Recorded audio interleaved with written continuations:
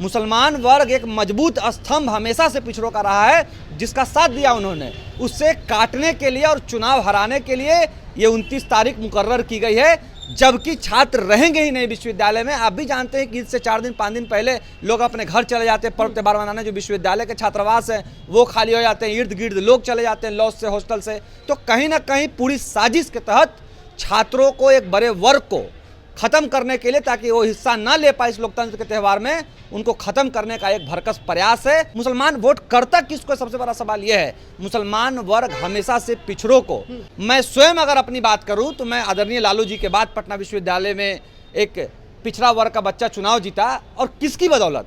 मुसलमानों की बदौलत। मुसलमान समाज अगर न होता तो शायद मैं चुनाव नहीं जीतता। मैं स्पष्ट कर रहा हूं आपके माइक से।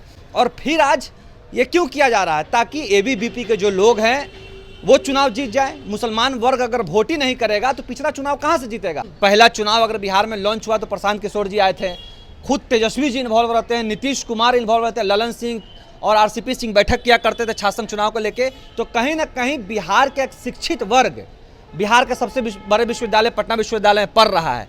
यहाँ का वोट और यहाँ का रिजल्ट डिक्लेयर करता है कि एक शिक्षित वर्ग किसको चाहता है सरकार में। लोकल हीरो बनना चाहते हो? बस एक वोट से शुरुआत करो। आज ही प्रधान ऐप डाउनलोड करो, रोज वोट दो, अपडेटेड रहो और लीडर भी बनो। इंडिया को आगे बढ़ाएं एक वोट के साथ। पटना विश्वविद्यालय छात्र संघ चुनाव को लेकर तारीखों का ऐलान कर दिया गया है, लेकिन जिस तरह से तारीखों का ऐलान किया गया है, इसमें एक विशेष वर्ग के छात्र मतदान करने से और इस चुनाव में भाग लेने से वंचित रह जाएंगे। चूँकि रमजान चल रहा है और 29 तारीख को मतदान होना है और 30 से 31 तारीख को ईद है। तो ऐसे में अधिकांश छात्र अपने गांव को चल जाएंगे, वो इस चुनाव में भाग नहीं ले पाएंगे, जिसको लेकर के छात्र संघ के पूर्व अध्यक्ष पटना विश्वविद्यालय मनीष यादव ने एक पोस्ट की है। आपने कहा है कि मुस्लिम वर्ग को इस चुनाव से वंचित रखने की तैयारी है। देखिए, एक वर्ग की बात नहीं है, एक छात्रों की बात है। आखिर पटना विश्वविद्यालय में बड़ी संख्या में, लगभग 5 से 7 हज़ार की संख्या में एक छात्रों का वो समूह पढ़ता है जो कहीं ना कहीं इस चुनाव से वंचित हो जाएगा। आप भी जानते हैं कि रमज़ान 1 महीने का महापर्व होता है एक वर्ग के लिए, जिसमें लोग भूखे प्यासे रहते हैं, शाम में रोज़ा खोलते हैं। अब बताइए कि मुसलमानों का जो प्रतिनिधित्व होगा, मैं स्पष्ट एक बात कहूं कि आखिर देश का चुनाव हो, राज्य का चुनाव या विश्वविद्यालय का चुनाव हो, अगर उनका प्रतिनिधित्व घटेगा तो वो नुकसान किसको होगा और फ़ायदा किसको होगा? सवाल ये है। जानबूझकर आरएसएस और भाजपा के कुछ लोगों ने बैठकर ये चुनाव का जो तारीख है वो मुकर्रर किया है, और साजिश के तहत एक बड़े समुदाय को, एक छात्र के बड़े समुदाय को चुनाव से काटने के लिए, वंचित करने के लिए कहीं ना कहीं एक बड़ी साजिश है। मैं स्पष्ट बता दूं कि हमेशा से मुस्लिम समाज जो है एक ऐसे तबके को वोट करते आया है जो कहीं ना कहीं बिहार और देश में समाजवाद स्थापित करती है, कहीं ना कहीं सेकुलरिज्म का प्रचार करती है। तो ऐसे लोगों को चुनाव में हराने के लिए मैं दूसरे पे नहीं जाऊंगा। मैं स्वयं अगर अपनी बात करूं तो मैं आदरणीय लालू जी के बाद पटना विश्वविद्यालय में एक पिछड़ा वर्ग का बच्चा चुनाव जीता, और किसकी बदौलत? मुसलमानों की बदौलत। मुसलमान समाज अगर न होता तो शायद मैं चुनाव नहीं जीतता। मैं स्पष्ट कर रहा हूं आपके माइक से।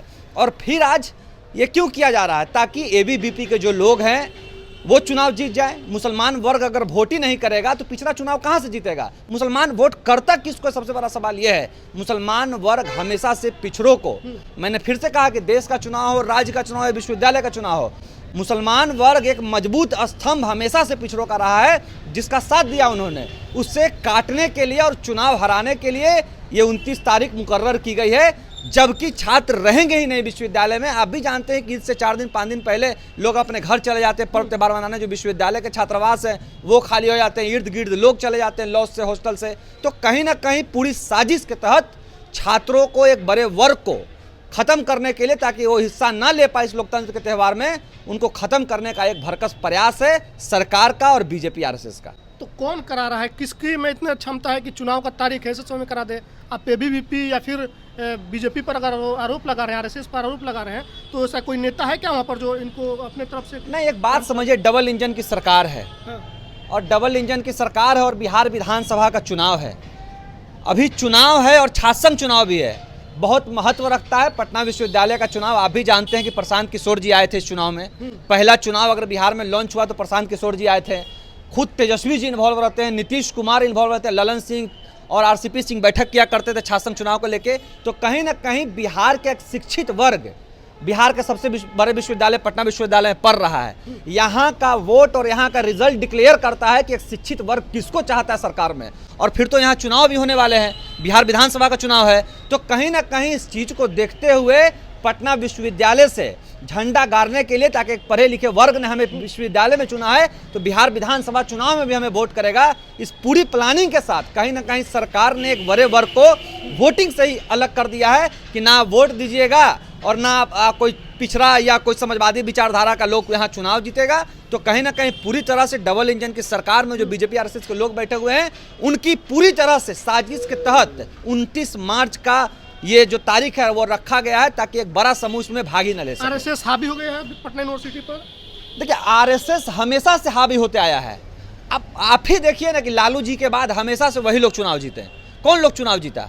कोई चुनाव जीता एक मेरे अलावा कोई चुनाव नहीं जीता। तो कहीं ना कहीं आरएसएस हावी रही है, लेकिन हमारा जो वोटर है, हमारे जो लोग हैं, उनको किसी तरह से सुरक्षित करना, उनके मत को सुरक्षित करना भी हमारा काम है। हम जल्द राज्यपाल से मिलने का समय ले रहे हैं। आदरणीय राज्यपाल महोदय से हम मिलेंगे और चाहेंगे कि इस तारीख को आगे बढ़ाया जाए ताकि सभी समाज और धर्म के लोग इसमें पूरी तरह से पार्टिसिपेट कर सकें और अपना प्रतिनिधि चुन सकें। लेकिन जिन लोगों को चुनाव में हिस्सा लेना है वो लोग तो सामने आकर बोल नहीं रहे हैं। मनीष यादव जो पूर्व हो गया वो क्यों बोल रहे हैं? कि मनीष यादव पे उन लोगों का एहसान है।